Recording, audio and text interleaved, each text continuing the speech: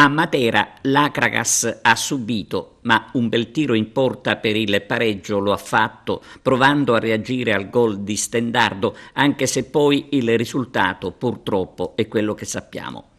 La sconfitta speriamo serva a correggere gli errori e ad intraprendere la strada giusta, anche se riguardo la prima la difficoltà era prevedibile, avendo di fronte una squadra, il Matera di Autieri, tra le più forti del girone. Ma archiviata la gara con i dovuti rimpianti, si pensa alla prossima in casa con il Rende domenica 3 settembre, sperando in un immediato recupero di punti.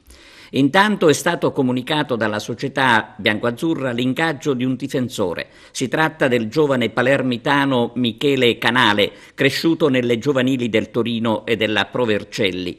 Canale ha pure vestito diverse altre maglie, tra cui quelle del Cuneo e di Asti.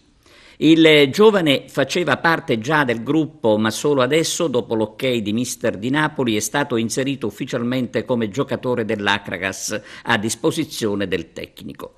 Michele Canale ha firmato con il presidente Silvio Alessi il relativo contratto che lo lega alla squadra biancoazzurra.